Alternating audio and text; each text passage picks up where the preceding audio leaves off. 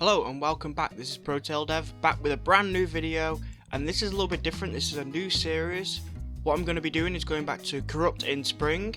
I'm going to be remastering it. Now what I mean by remaster is I'm just going to be going back over it and doing the features that I wanted to be added but just ran out of time during the game jam. So things like working on lighting a bit more, doing animations, maybe more enemies and more levels, stuff like that. And then I eventually want to bring it up to a console release and then a re-release on PC, so adding it to the Windows Store. So that's going to be a new series I'll be doing. I'll try and do this for any other games that I make for game jams. Currently there's a game in the works at the moment that I've got recording for, and that'll be coming out at some point soon.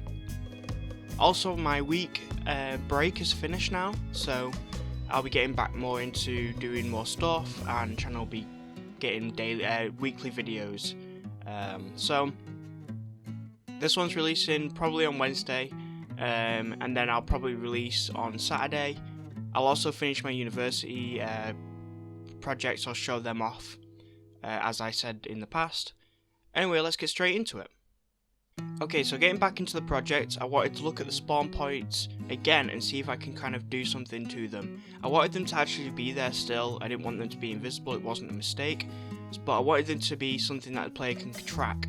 So I added a rotation to them, a continuous rotation to the spawn points, the main parent of all the spawn points in the game that are prefabs, and then allowed them to rotate.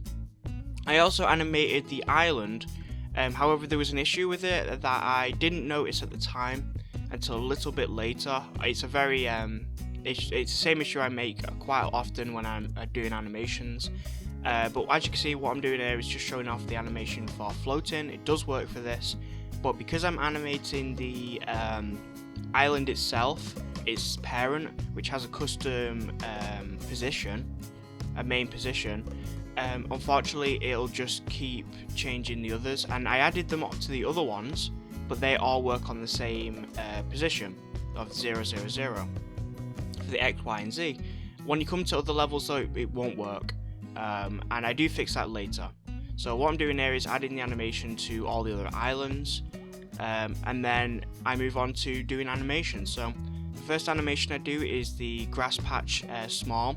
So the first small models that I made in Blender, and what I do is I add an animation to individual. So the way I did it is in Blender I added them all in as separate objects. This way I could animate individual pieces if I needed to, which I am doing now. Obviously I didn't get that time in the game jam, but what I'm doing here is just smoothing out the animation after doing it, and then moving on to the next grass patch. So this one was the medium sized. Do the same thing, individually move them on, I think it was the X-axis or one of them specifically that I move.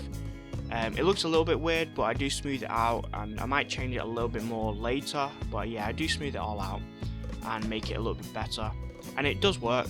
It didn't have to be perfect, so I'm skipping ahead again so that I can try and get through it all, and then what I do next is I animate, after it's animated, I animate the adult tree. So what I do is I want to have the tree rock a little bit as if it's being pushed by the wind, and I also want to make the leaves rotate a little bit. For the adult tree, it was pretty straightforward, the same thing we've done. This is, like I said, the advantage of working in Blender and then exporting it as individual objects as opposed to one whole object. Obviously, if I wanted this to be even more dynamic, I would have had a rig with it, a skeleton rig. That would have allowed me to move it around in unique ways. But as you can see, after some time passes, I then get all of the keyframes, the keys, and just move it over. And there you go, that's what it looks like. So moving on to the next one, what I'll be doing is going through the tree list. So I think I go onto the seedling as I am now, and then do the move for that. This one was a little bit more interesting because I could do the individual leaves, and they rotate differently because of the way I brought it in. So they're actually stuck on the side. They're anchored to the actual stem. So when I animated that, it was much more interesting. The leaves couldn't go anywhere, so it was, as you can see, it was much more natural. Then I do this one. I couldn't animate the leaves this time because they're all bunched together as one object, which I think that's fine. It doesn't really matter. It was a bit of an oversight. And there we go. So as you can see, I'm rotating them. It looks quite nice. It really looks nice in the actual scene, which I'll show you in a minute. Then the young tree. Again, same thing. This has actually took quite a while to animate a lot of this. But obviously I'm skipping that for you. Now, once that's done, I then move on to the corrupt spirit and do a little bit of animation with that.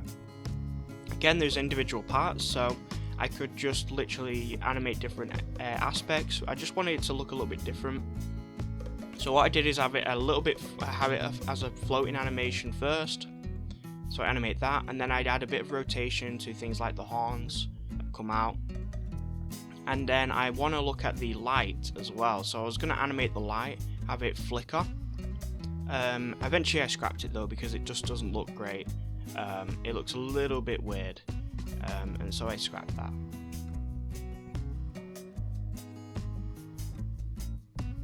Okay, so moving on, what I wanted to do then is animate this stray vine, or thorn, whatever you want to call it. So animating this, I just want it to sway a little bit and move slightly. This is obviously this animation is going to be on all of them, and so I only wanted it to be a little bit. And then once that was done, I did the curve vine.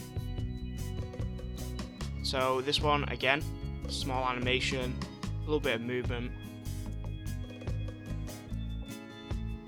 tiny bit of movement, and then I smooth it out with auto.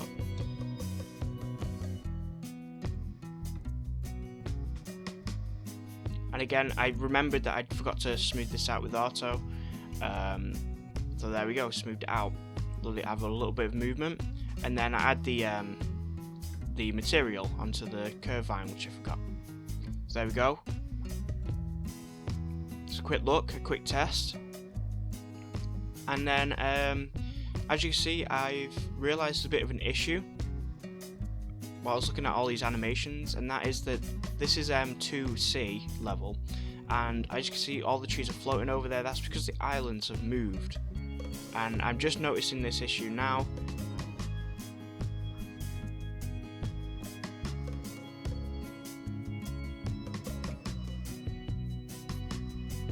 What I thought it was the platforms. So what I did to test it out is I created a new parent object for the platforms, which is just an empty object. And what I do is I have a look. I'll play it again and see if they move, and they didn't, which means the issue is actually on the islands. Is actually on the main islands that I've put the animation on. So I've realised the issue, but I decided to do another test just because I didn't really check the corrupt spirits. We'll come back to the floating islands later.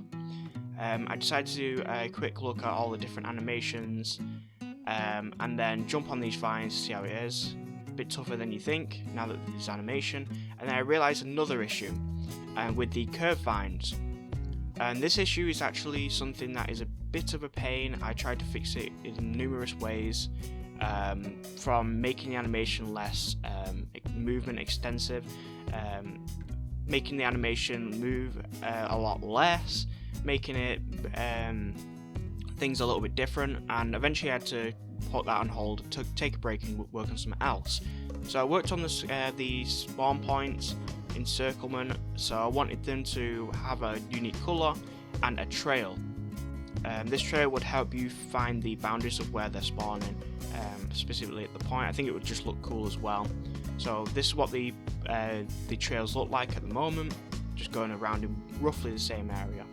Then I created a new material. I wanted red specifically, maybe a bit of a glow, more metallic look. And so that's what I did. I edited the trailer a little bit more, make it a little bit more unique, and then tried it out. And this is what we got. Obviously I don't like them where they are, so what I'm going to do is space them out and make them pretty much equal to each other in different directions. then add multiple above and across to get a more unique pattern. Then what I'll do is try it out again. Of course I add them to the side as well. So after a quick test, I then begin to move them, and then after a complete reposition, add them again to the spawn points array, and there we go. So we got something a little bit more interesting.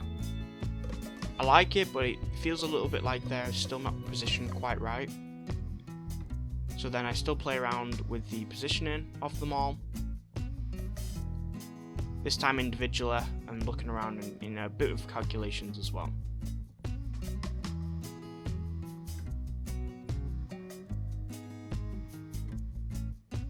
So after a little bit of calculations and looking at testing a little bit, tried to get it a little bit more unique. It still looked quite too close together. So what I did this time was again change them a little bit more, test them out, and we got something a little bit more interesting. I go into the scene view when I paused it to see what it looks like, and then I changed the trial. There was a lot of basically play testing that I cut out and a lot of trial and error, but there we go. I got the effect that I wanted.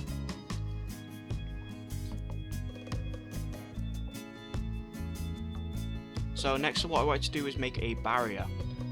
This was something that I didn't really know if I really wanted or not, so I just thought I'd try it out. I wanted it to surround the spawn points, but I wasn't too sure how I wanted it to look.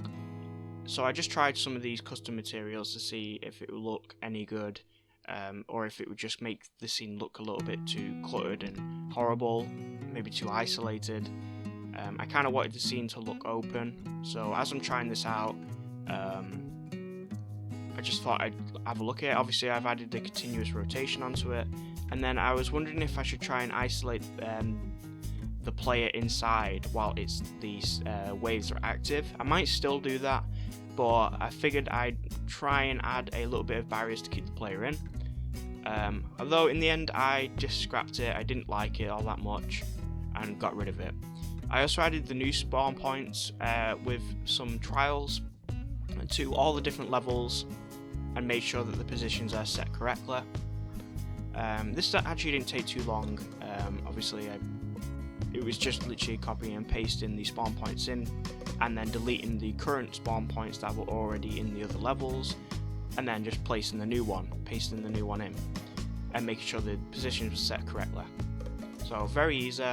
And then obviously in the array for each script, for the wave system for each script and spawn point, I just put them back in. So nice and easy, nice and quick. It didn't take too long. So now I go back to fixing the curved vine. I tried lots of different methods. It turns out the reason that it doesn't work is because the curved vine, when you have a mesh, when you animate it and it has a mesh collider, this actually happens quite a lot. If you animate it, it will often not track properly. It won't track with it. I've tried my best to get it as close as possible by adding its own individual game object with a collider, and that way it'll move with the object if it's a child.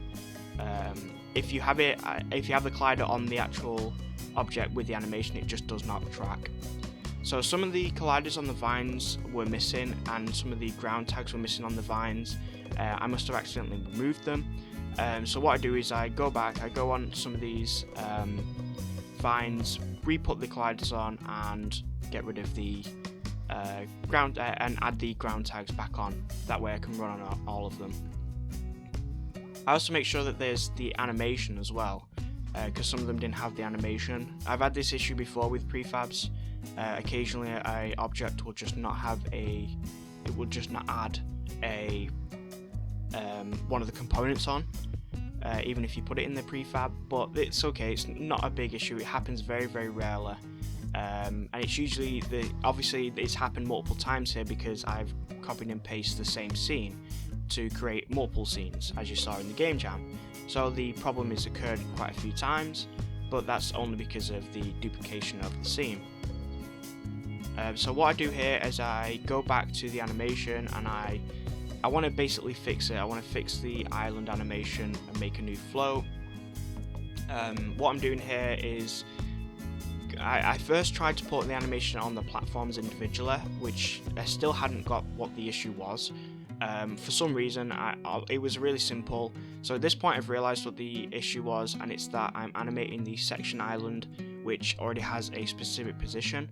And then what I do is add a new game object that's completely set to 0 on all positions, and then add in the sections of the island. And then what I'll do is animate the island themselves that this section is in, if that makes sense. That way the position will be 0 on any island, on any main island, and so when I animate it, it will just change that. Hopefully that makes sense. I also make sure that I've got the actual correct island, so it's island float control, which is the controller, and that's it. So the island was working. Next time what I'm going to be doing is I'm going to be looking a little bit more at lighting, making the scene a little bit brighter, making the scene look a little bit nicer, maybe having some glows, and definitely more lighting basically. So yeah, that'll be probably the main focus. We might be fixing a few more things, I don't know, we'll see. Anyway, this is ProTail Dev, I'll see you next time.